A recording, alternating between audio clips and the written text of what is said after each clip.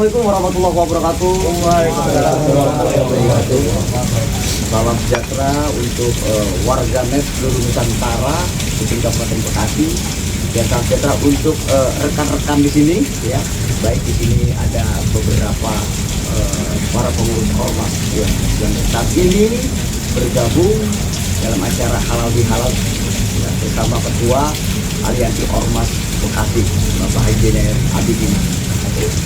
Baik.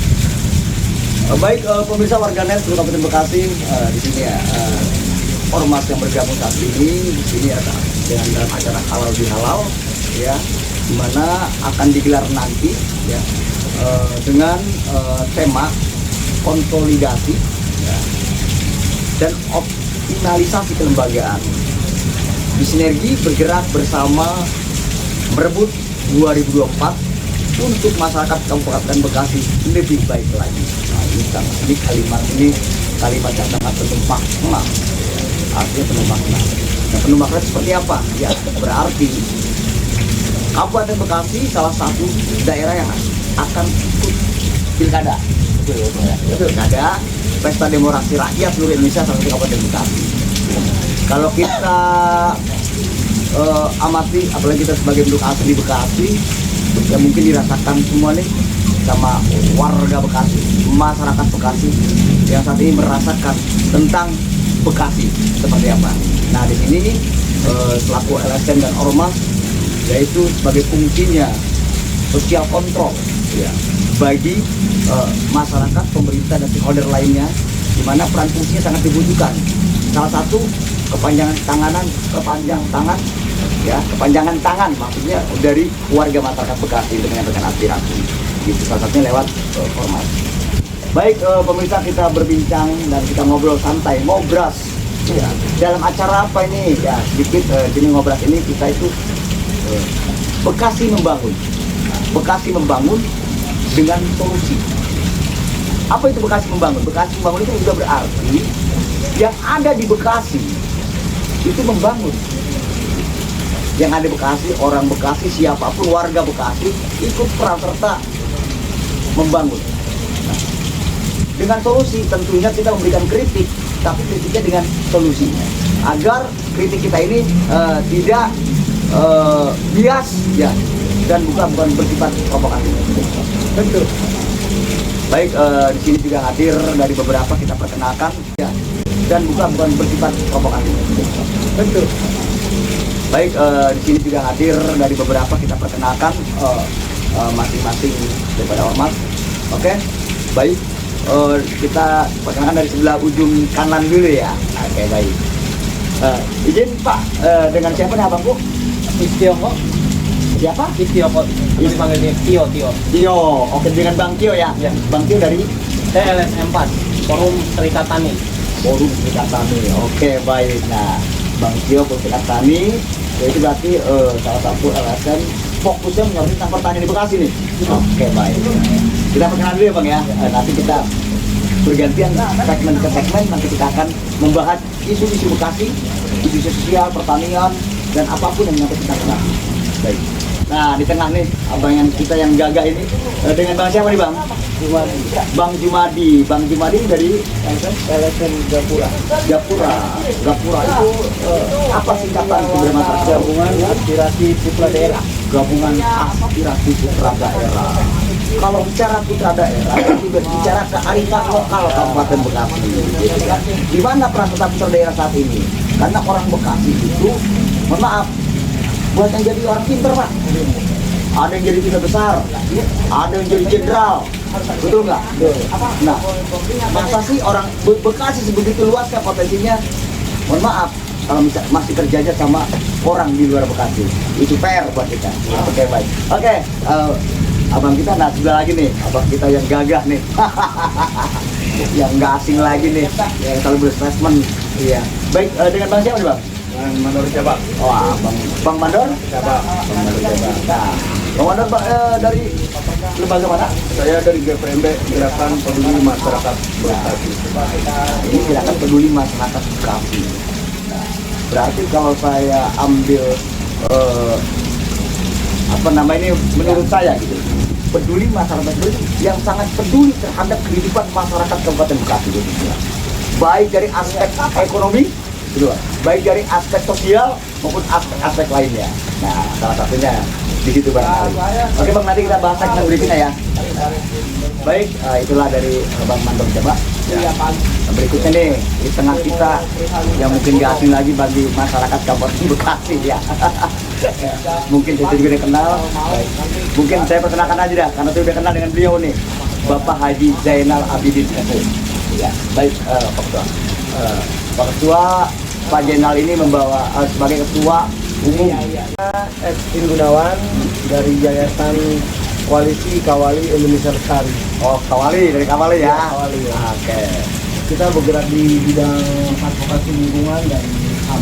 Nah, advokasi lingkungan dan kita ambil sedikit ringkasannya.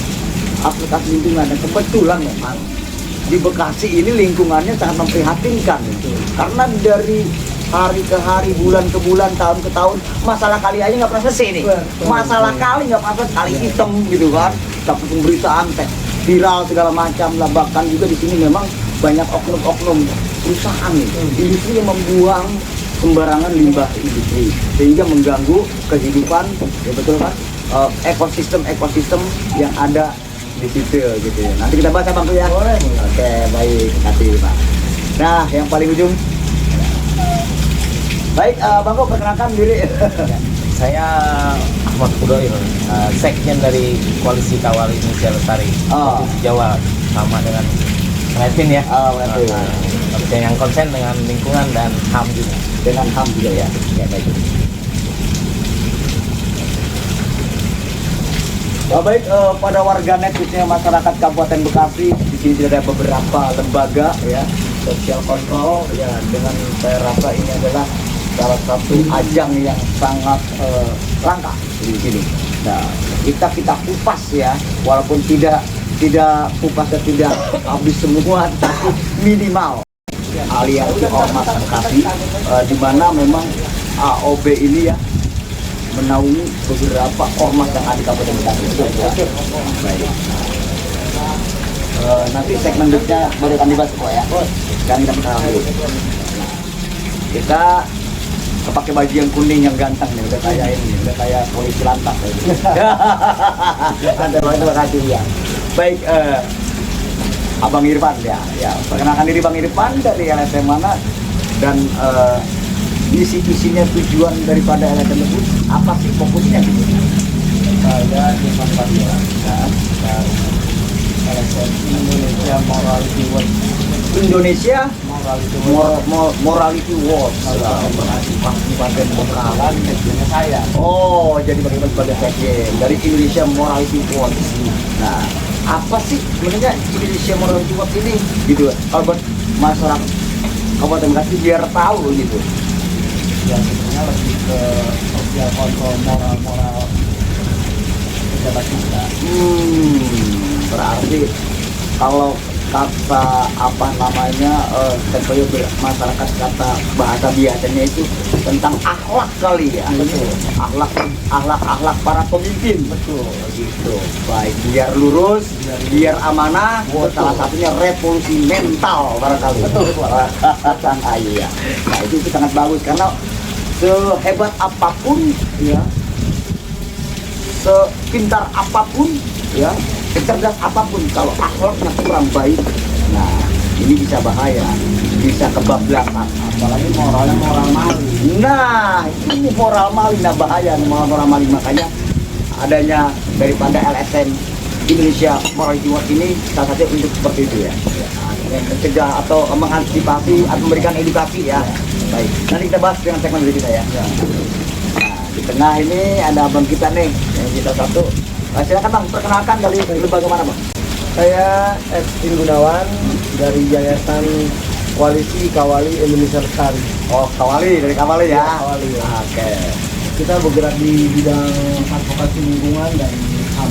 Nah, advokasi lingkungan dan kita ambil sedikit ringkasannya. Advokasi lingkungan dan kebetulan memang di Bekasi ini lingkungannya sangat memprihatinkan. Karena dari hari ke hari, bulan ke bulan, tahun ke tahun, masalah kali aja nggak pernah selesai nih. Masalah kali nggak pernah selesai, kali hitam gitu kan, tapi pemberitaan teh viral segala macam lah. Bahkan juga di sini memang banyak oknum-oknum perusahaan nih berikan edukasi ya kepada masyarakat dan publik, ya khususnya oknum-oknum di barangkali ya, karena lembaga juga sering menyoroti oknum-oknum ya, gitu, oknum yang tidak bertanggung jawab ya, oknum-oknum yang korupsi barangkali ya, oknum-oknum yang membuang pencemaran limbah maunya kan gitu kan. Nah, terus juga mereka-mereka yang merugikan, khususnya merugikan Kabupaten Bekasi. Baik, sekarang segmen yang pertama kita bahas tentang pertanian. Nah, pertanian lebih berat. Nah, ya. Oke. Nah, untuk pertanian di sini dari beberapa pemberitaan yang viral untuk masyarakat Kabupaten Bekasi, yang pertama itu banyak masyarakat warga petani yang mengeluhkan mirisnya harga gabah yang turun anjlok, jangankan untung ya buntung.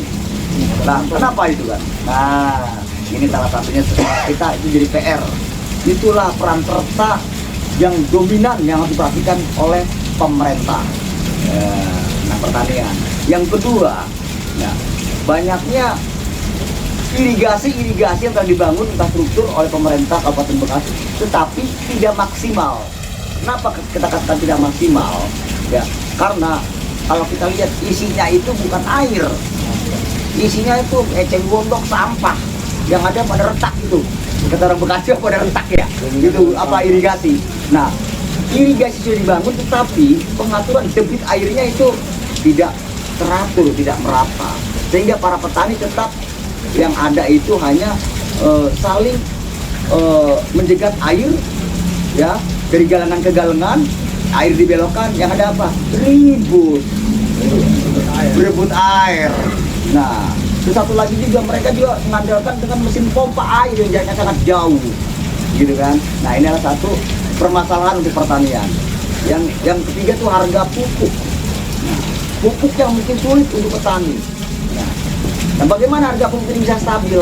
Bahkan petani itu bisa diistimewakan, artinya diberikan subsidi pupuk, gitu kan. Agar kenapa ya padinya subur? Karena Kabupaten Bekasi ini memang sekarang bukan lahan pertanian lagi, lahan beton dan aspal, gitu kan. Nah, makanya dari itu ya mari kita bahas. Nah, sekarang kita minta pendapat tentang pertanian yang saya katakan tadi.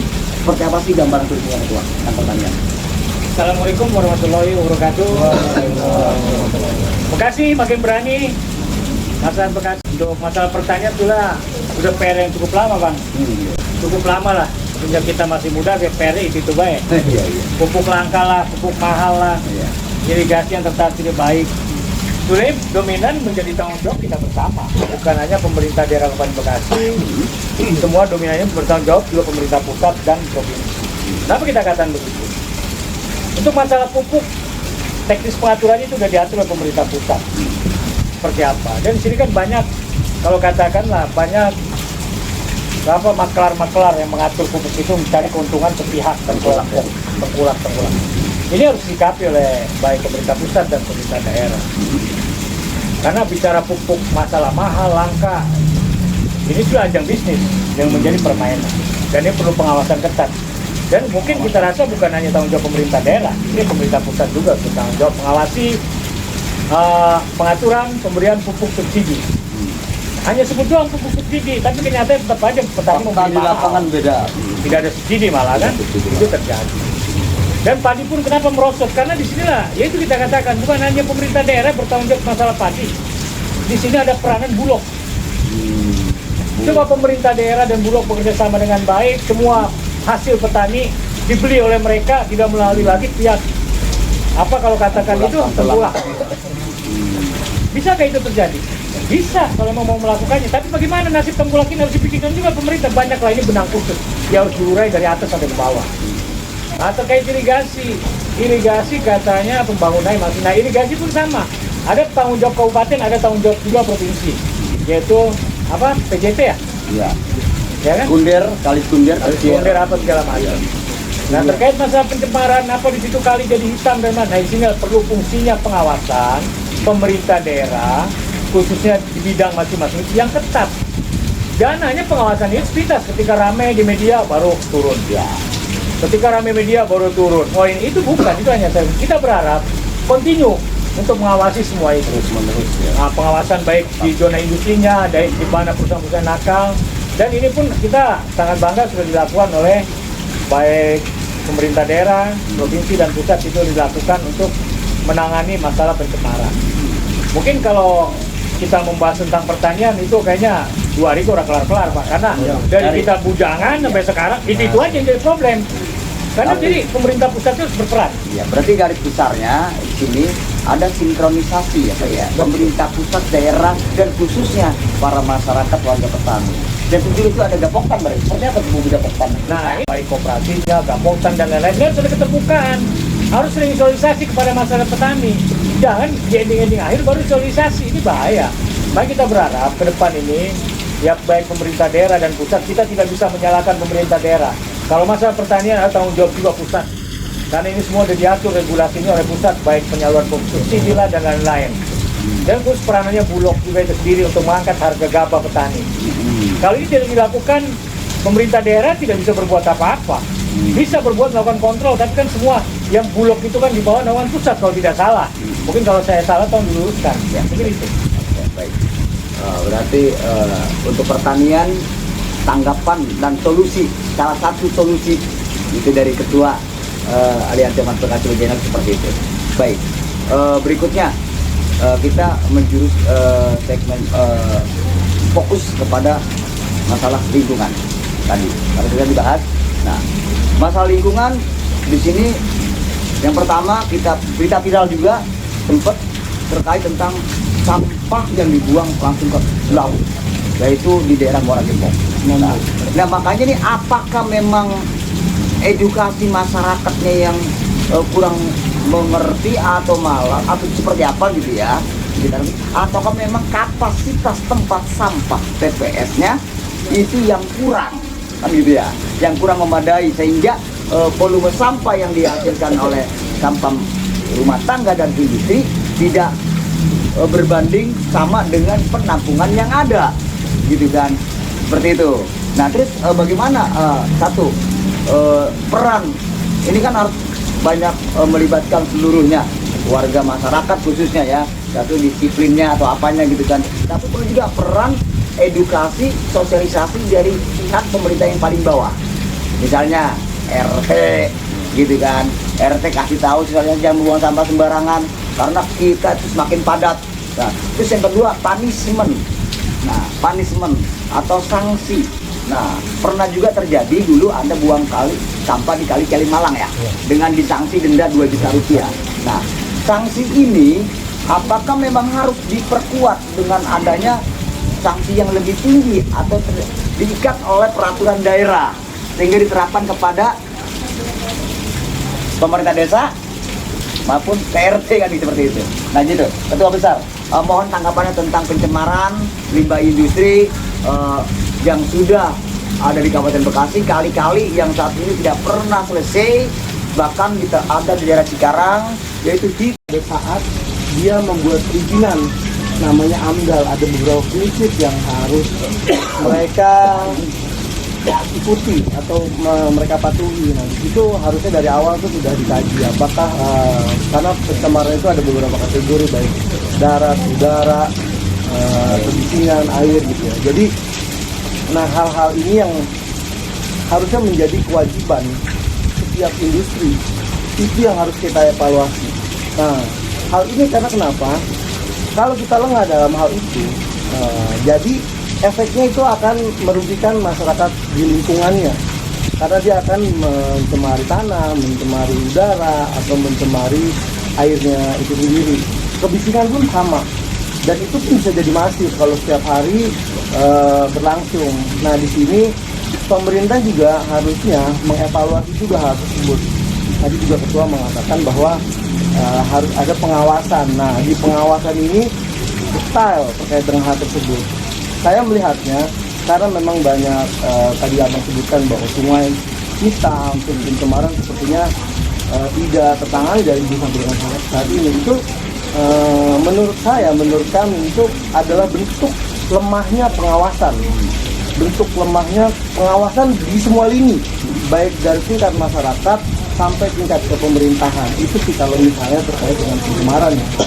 Lalu yang kedua, tadi juga menyikapi terkait dengan persampahan. Ya. Nah, memang kalau dalam persampahan saya waktu itu pernah dititipkan oleh Bu Sri Bebastari, beliau senior kami, dialah yang menciptakan undang-undang persampahan itu sendiri. Nah, beliau menyampaikan kepada saya 5 aspek bicara persampahan. Pertama itu adalah satu aspek hukumnya. Dilihat dulu apakah aspek hukum itu sudah ada atau belum. Saya melihatnya mungkin dari kementerian ataupun presiden turunan ke bawahnya sudah ada. Apakah di Kabupaten Bekasi ini sudah ada terkait yang mengatur itu? Itu dari aspek hukum karena itu bagian dari regulasi. Yang kedua itu dari aspek kelembagaan. Nah ini juga menjadi pembahasan kita semua karena memang di Indonesia lembaga yang mengatur terkait dengan persampahan ini hanya sedikit menurut kami, hanya beberapa lembaga, hanya beberapa kementerian, kalau nggak salah ada 4 kementerian yang mengatur tersebut. Terus yang ketiga adalah finansial, karena ini juga terkait dengan perekonomian. Menurut kami APBD ataupun APBN itu harus dipersiapkan selayaknya sebuah kota di Bekasi ini ya, atau Kabupaten Bekasi ini dalam tata ruang ya, dalam menciptakan hal tersebut seperti Tahu bahwa dia itu sudah diancam kehidupannya, baik kehidupan dari manusianya, dari dirinya, kelompok manusianya maupun kehidupan dengan yang ada, peliharaannya saja ikan atau segala macam. Nah itu kan bisa mengajukan tuntutan katanya kan, gugatan seperti itu. Nah bisakah pemerintah menerapkan hal itu dan memberikan, artinya kan gugatan ini bukan hanya dilakukan oleh masyarakat saja, tapi oleh ya lembaga, oleh apapun segala macam. Sangat bisa. Nah, apakah sudah terjadi itu belum? Sejauh ini sebenarnya sudah ada beberapa case yang ditangani oleh kementerian lain. Karena memang terkait dengan pencemaran ini bicara plastik. Plastik itu adalah rehabilitasi dari apa yang sudah dilakukan rusaknya. Seperti itu. Nah makanya ini yang mungkin harus kita sama-sama edukasi ya. Kemarin sangat panjang mungkin ya secara singkat karena memang kita tergabung gini. Baik Bang apa tadi? Bang Edwin. Bang Edwin. Nah sekarang Bang Edwin sudah memaparkan juga tentang gambaran tentang pencemaran lingkungan sampah. Sekarang kita bicara tentang attitude, morality, gitu kan. Karena memang saya amati dulu Pak ya, kita cerita dulu nih. Ya. Miris Pak. Begal-begal yang ada di Kabupaten Bekasi rata-rata usia pelajar. Ya. Mau dikemanain generasi Bekasi nanti mereka yang menggantikan jelas-jelas. Miris. Dilihat anak SMP. Dilihat anak SMA. Itu satu. Itu sudah merambah kepada pelajar. Kedua.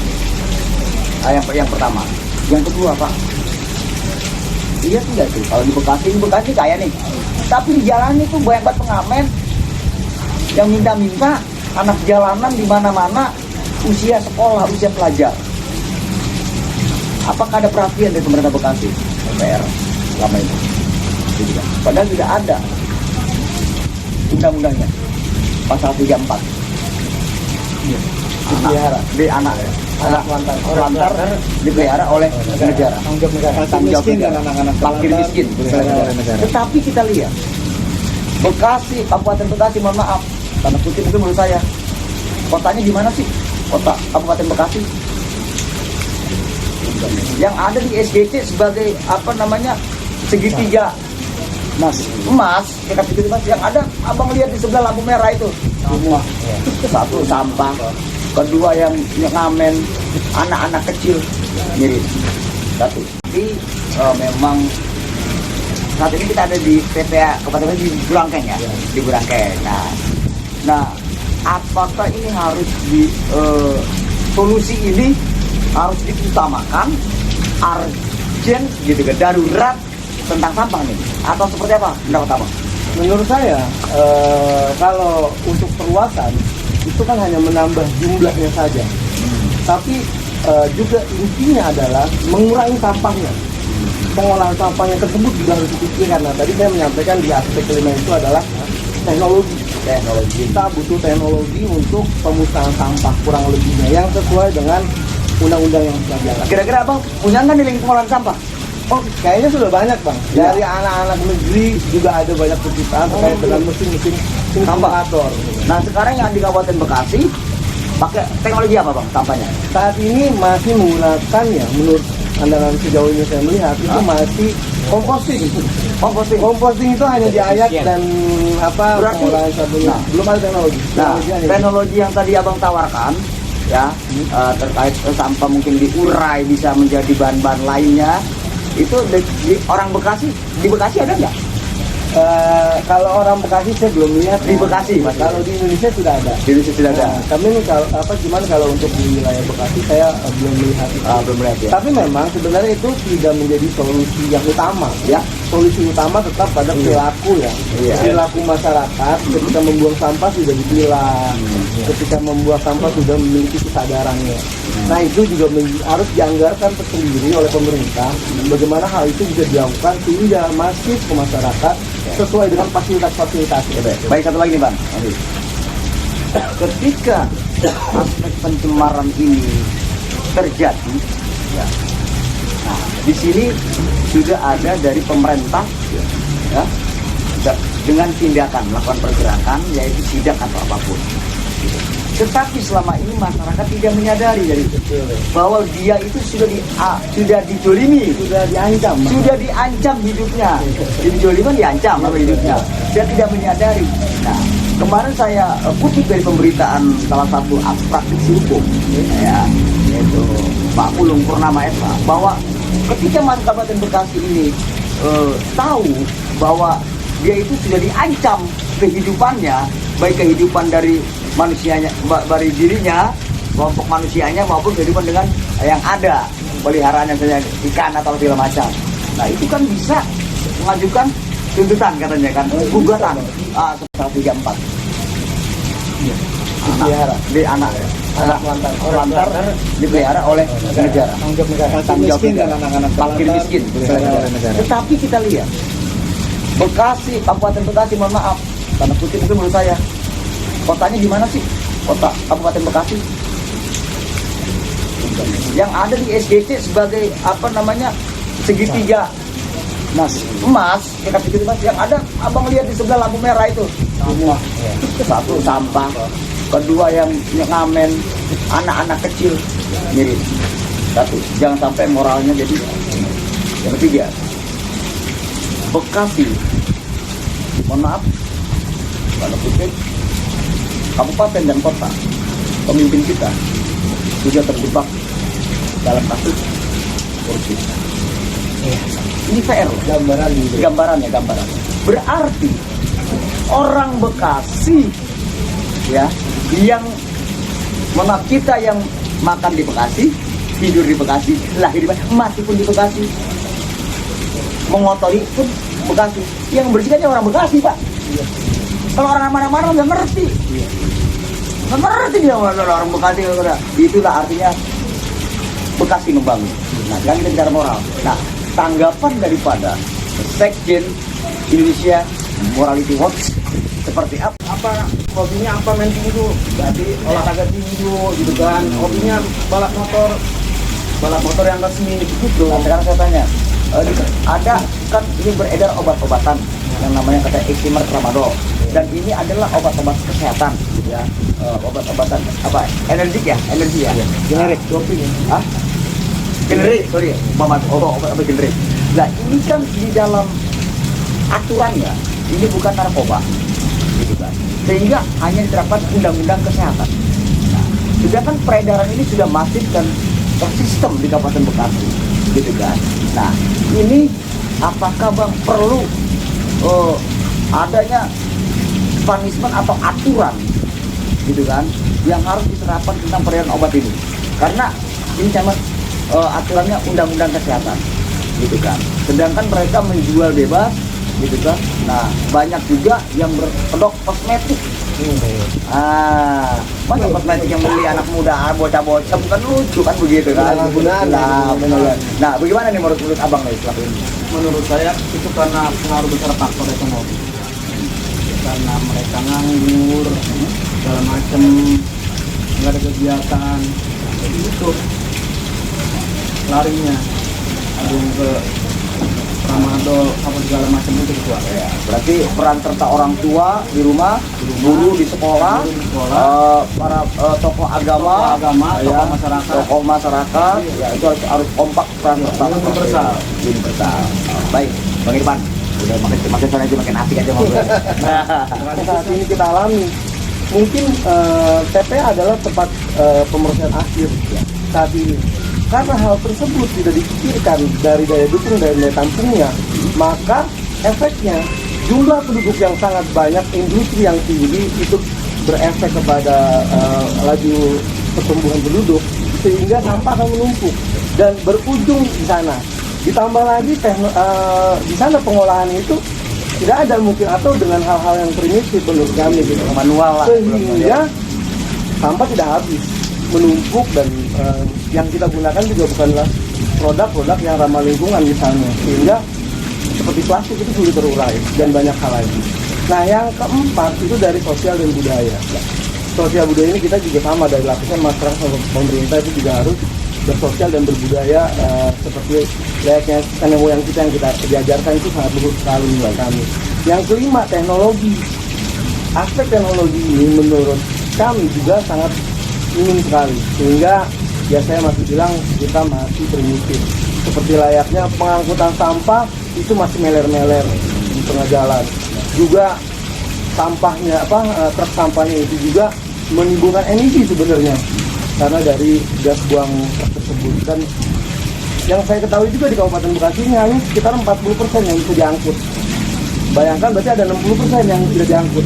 Kalau 60% itu nggak diangkut, artinya itu ada di pekarangan kita, itu ada di sungai-sungai dan lain-lainnya. Itu data itu dapat dari mana? 40% yang terangkut, 60% terangkut Dari pemerintah, sesuai dengan armada yang mereka miliki dan potensi masyarakat yang ada di Bekasi. Jadi hitungan dari kementerian seperti ini, 0,7 kilo kurang lebih, atau 0,3 sampai dengan 0,7 manusia itu mempunyai potensi untuk menghasilkan sampah dari bayi sampai dengan lahir, sehingga bisa dihitung dan potensinya seperti tadi itu. Potensi sampahnya sejumlah apa, dan armada yang ada di Kabupaten Bekasi ini jumlahnya berapa, sehingga kurang lebih Menghasilkan 40%. Nah, kalau saya hitung data yang kita miliki ya, ini juga referensi ya, ada sekitar 800 sampai dengan 900 ton per hari yang bisa diangkut oleh pemerintah Kabupaten Bekasi ke TPA, dan itu pun menumpuk saat ini sangat Baik. Saya mau bertanya, Pak. Iya. Ada isu dari pemerintah Kabupaten Bekasi itu akan memperluas, menambah area TPS. Ada isu bahkan beredar di pemberitaan. Tetapi memang saat ini kita ada di TPA Kabupaten rame, agak beli dikit, 2 hari hitam lagi, kan gitu. Nah, terus juga bagaimana caranya supaya limbah-limbah industri ini jangan sampai merajalela nih, mohon maaf, karena itu akan mempengaruhi ekosistem yang ada di Kabupaten Bekasi. Gimana?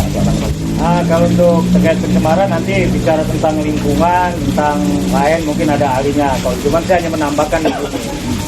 Masalah terkait pencemaran ini harus ada ketegasan sanksi dalam hal sanksi hukumnya. Regulasi aturannya harus jelas dan harus ditegakkan oleh pemerintah daerah itu sendiri. Satu contoh, ini udah berapa kali dilakukan dari era almarhum Pak Sadudin sebagai Bupati, Ibu Neneng, almarhum Pak AJK pun sudah dilakukan berapa kali sidak, tapi selalu membandel. Dan kemarin terakhir pun kita, ya termasuk dari dengan PLT dan Pak PJ dan kawan-kawan itu sudah melakukan beberapa sidak ke perusahaan-perusahaan dan diberikan sanksi. Dan kita harap ketika memberikan sanksi itu dilakukan, harus ada pengawasan yang ketat. Kalau ketika itu kejadian dia hanya ditegur, dapat diberikan sanksi untuk diperbaiki, tidak ada pengawasan. Logika perusahaan di situ mencari untung sebesar-besarnya, modal sekecil-kecilnya. Karena dalam kasus penahanan limbah, dia membuang limbah, itu akan besar pak kosnya. Jadi kita berharap ada pengawasan yang benar-benar ketat ketika ditemukan perusahaan itu telah melanggar dan diberikan sanksi untuk memperbaiki. Dan ketika proses itu jangan dilepas, diawasi dengan ketat. Dan kita pun berharap kepada masyarakat Bekasi, ya kita semua teman-teman yang tergabung di Aliansi Ormas Bekasi, baik LSM dan Ormas, untuk memberikan sosialisasi kepada masyarakat untuk taat aturan. Dan taat aturan apa? Ya seyogyanya lah, buang sampah kita pada tempatnya, jangan kemari kali-kali kita. Nah itu mungkin itu dari saya untuk masalah hal lain, masalah ada subbidangnya di aliansi yaitu Kawali Jabar yang membidang itu. Mungkin persilakan Bang Edwin lah yang menyampaikan lebih luas. Iya. Oke Abang, Edwin silakan dari masalah lingkungannya terutamanya. Oke. Assalamualaikum warahmatullahi wabarakatuh. Waalaikumsalam warahmatullahi wabarakatuh. Bicara terkait dengan pencemaran dulu ya. Ya. Ya memang tadi juga Abang sudah sampaikan sebenarnya ini terkait dengan daya dukung dan daya tampung. Karena memang sebelumnya harusnya ada kajian dari pemerintah untuk donasi-donasi industri. Apakah itu overload atau tidak? Karena efeknya ini bisa ke masyarakat. Nah kajian itu biasanya di awal pada saat dia membuat perizinan, namanya AMDAL, ada beberapa prinsip yang harus mereka ikuti atau Akhirnya Pak Jokowi. Nah, oke. Seperti apa? Bang Irfan Fadilah, monggo. Assalamualaikum warahmatullahi wabarakatuh. Waalaikumsalam warahmatullahi wabarakatuh. Ini kedua untuk apa tuh tadi anak pengemis ya. Itu kan ada di Infos tuh. Harusnya di Infos itu lebih merekrut bagaimana itu anak-anak gepeng pengemis segala macam diberikan keahlian biar dia nanti punya dan diberikan modal tuh buat usaha. Kalau orang punya keahlian kan bisa usaha tuh. Iya. Itu Berarti diberikan skill, diberikan pelatihan, di karantina dulu dan modal. Gitu. Jadi pemberdayaan jatuhnya. Pemberdayaan. Kalau untuk anak sekolah ini khususnya dinas pendidikan dah. Ya. Jadi dinas pendidikan ini dulu zaman saya sekolah itu PMP itu sangat penting tuh, pendidikan moral Pancasila. Berarti kembali ke zaman kita sekolah. Zaman saya sekolah. Nah sekarang kan PMP nggak ada, Iya. diganti PPKN, PPKN nggak ada. Nah itu harus kita jamin tuh. Nah, berarti itu Iya. itu PR untuk dinas pendidikan khususnya di bidang kurikulum. Itu harus diperkuat gitu. Iya. Bidang itu. Nah, Baik terus. Lanjutnya Pak. Terus saya menambahkan nih untuk yang tadi sampah nih, maaf saya tambahin. Jalan dari Pilar sampai Cabang Bungin itu tanah penghera, tanah negara itu diisi sama pengusaha ayam potong. Dan pembuangannya itu ke kali. Jadi dalam hal ini Pemda Kabupaten harus menegakkan perda, langsung digusur. Langsung digusur, jangan cuma janji. Izin. Abang ini statementnya, sorry pemirsa, jangan melenceng. Abang statementnya tentang moral, Bang. Iya. Ini cuma menambahkan. Kita berkutat di moral aja nih, biar tambah seru di moral aja. Jadi gini, Bang. Buang sampah nggak moral juga. Iya, moralnya. Memang moral juga. Tapi gini. Ada moralnya, Ketua. Iya, ada moralnya. Iya. Tapi intinya begini. Nah, yang kita soroti tentang anak-anak yang jadi begal, baik perampok Alfamart, khususnya di Bekasi, dengan isunya dengan mereka terkena yang namanya obat-obatan, nah, sehingga mereka berani dan juga ini membentuk salah satu gerombolan yang disebut geng motor. Bagaimana solusinya nih dari moral? Solusinya adalah orang tua dan guru dan masyarakat itu harus kerjasama dalam bidang agama. Berperan serta. Artinya ketika anak itu diajarin ngaji yang benar, sholat yang benar, diajarin hadis Al-Quran, itu akan takut, Berarti diberikan kerohanian kerohanian. dan diberikan kegiatan. Monggo ini nih. Kampai, Dari sudah. Bang Edwin, satu Kawali Jabar dari menurut ini. Jadi gini. Satu kita lihat tadi bahas benjangan terkait apa persampahan, mungkin Mbak itu udah paparkan semua sampai gantah. Nah ini perlu kita tambahkan. Tadi ada satu singgungan terkait masalah apa banyak maraknya begal atau lain sudah di Bekasi, bukan hanya di Bekasi begal ini. Iya. Seluruh daerah juga menjadi viral, juga menjadi persoalan bersama yang ada di semua daerah begal ini. Dia bukan hanya di Bekasi. Tapi syukur alhamdulillah kalau Bekasi nggak begitu parah-parah banget persoalan begal itu. Kenapa kita bilang nggak parah-parah banget? Karena daerah lain lebih parah lagi. Kita nggak sebelum daerah mana itu lebih parah lagi. Jadi terkait moral anak-anak muda ini, bisa ada tadi tambang apa itu? Yang Eksimor dan Pramado. Nah disinilah perlu perannya BPOM, Dinas Kesehatan, aparat terkait, merazia semua tempat-tempat yang disinyalir Kembali ke pengawasan. menjual barang-barang itu, kembali ke pengawasan, Pak. Nah sekarang tugasnya mengawasi obat-obatan siapa? BPOM, Dinas Kesehatan. Nah dia turun tuh. Oh ini di sana ada laporan warga, ada yang jual begonoan, apa tuh? Eksimor apalah? Gua mau ngerti pisan tuh. Karena kalau masalah gua muda bukan itu. Gitu ya. Nah, gitu. Nah, sekarang itu diperjual bebaskan. Yang bertanggung jawab siapa? Jadi apa-apa jangan masyarakat disalahkan, orang tua disalahkan, guru nggak bisa juga. Kita di sini kewajiban kita bersama untuk saling mengawasi dan mengontrol. Nah di sini maraknya itu harus juga dicegah. Nah ini kita tagline apa Pak Bupati sekarang, Berani. Bekasi makin berani, kita akan dukung. Berani dalam segala sektor. Kayak model ini, moral. Emang benar, tugas bukan hanya tugas guru mengawasi anak-anaknya. Orang tua wajib. Peran sertanya.